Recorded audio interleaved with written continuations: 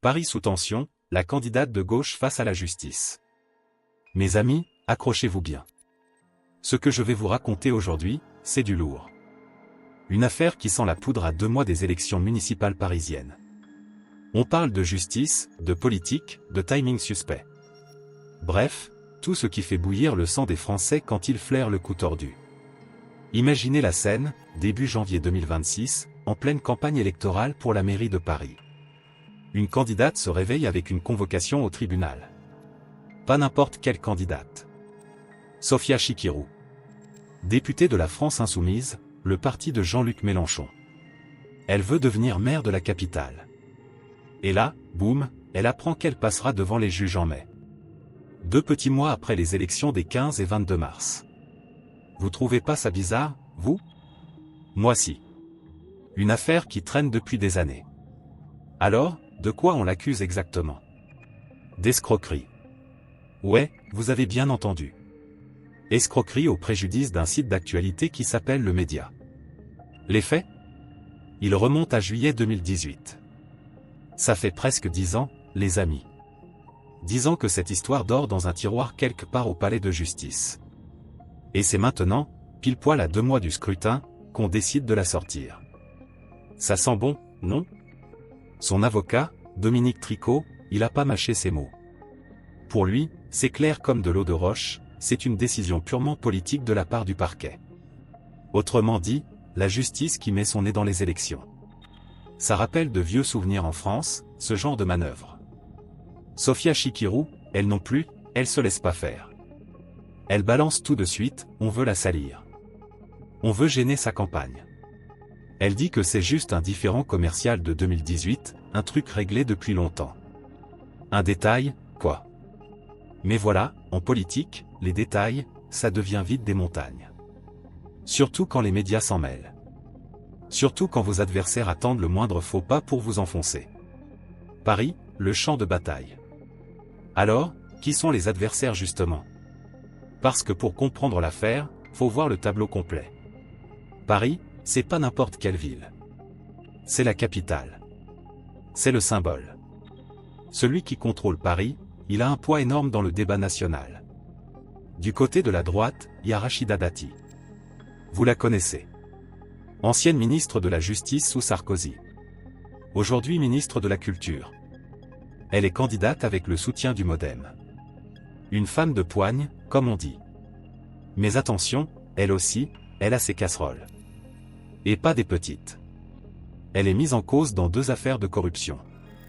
Des versements de Renault et de GDF Suez pour plus d'1 million d'euros quand elle était députée européenne. 1 million d'euros, vous vous rendez compte?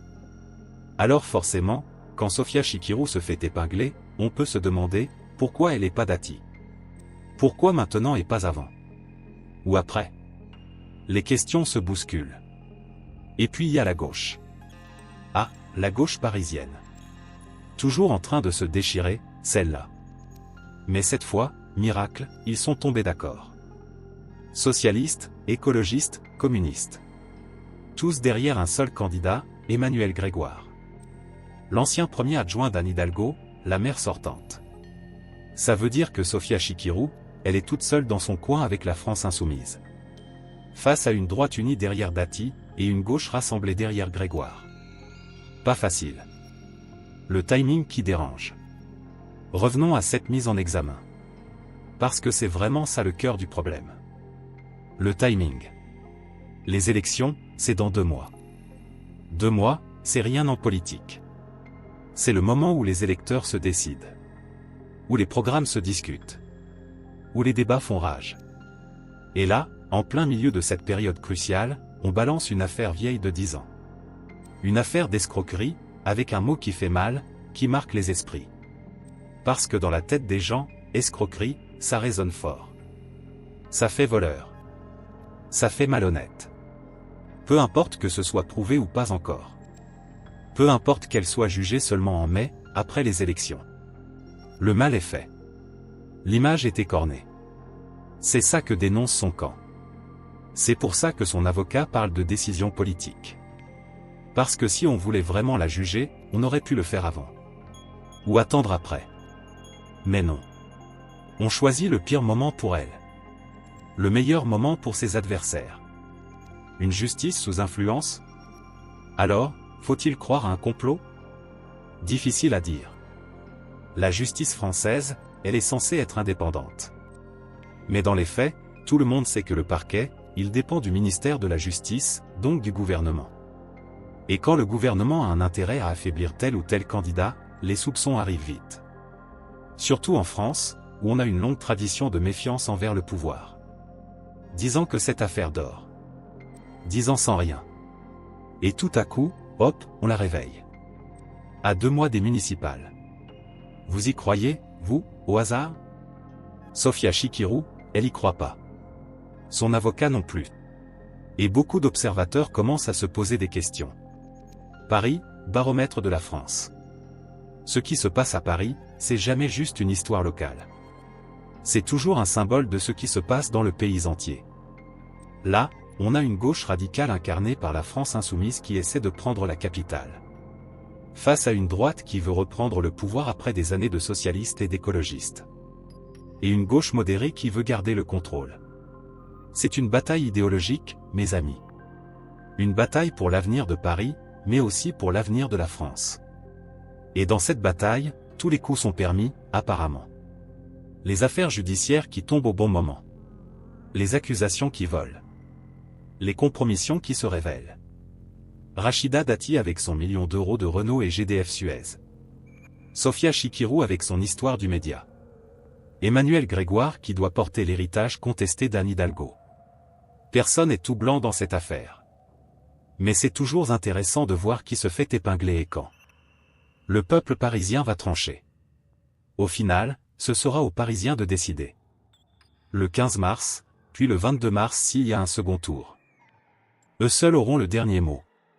Est-ce qu'ils croiront à une manœuvre politique contre Sophia Chikirou? Est-ce qu'ils se diront que la fumée sans feu, ça n'existe pas, et qu'elle a sûrement quelque chose à se reprocher? Est-ce qu'ils préféreront Rachida Dati, malgré ses propres casseroles? Ou Emmanuel Grégoire, l'homme de la continuité? Une chose est sûre, cette campagne électorale, elle va être explosive. Parce que Paris, c'est jamais calme quand il s'agit de politique. C'est la ville des révolutions, des barricades, des grandes colères populaires. Et en ce début d'année 2026, la tension est palpable. Les Parisiens en ont ras-le-bol. Ras-le-bol des scandales. Ras-le-bol des politiques qui promettent la lune et livrent des cailloux. Ils veulent du changement. Du vrai. Pas des magouilles de palais de justice.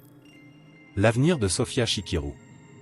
Pour Sophia Chikirou, les semaines qui viennent vont être cruciales. Elle va devoir convaincre que cette affaire, c'est du vent. Que c'est une attaque politique pour la faire taire. Elle va devoir montrer son programme, ses idées, sa vision pour Paris. Parler des vrais problèmes, le logement, les transports, la sécurité, l'environnement. Mais ça va être dur. Parce que les médias, ils vont pas parler de son programme. Ils vont parler de l'affaire. De l'escroquerie présumée. Du procès qui arrive en mai. C'est ça le drame de la politique moderne.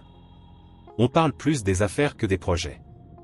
On juge les candidats sur leurs casseroles plutôt que sur leurs idées. Et pendant ce temps, les vrais problèmes, ils restent sans réponse. Voilà où on en est, mes amis.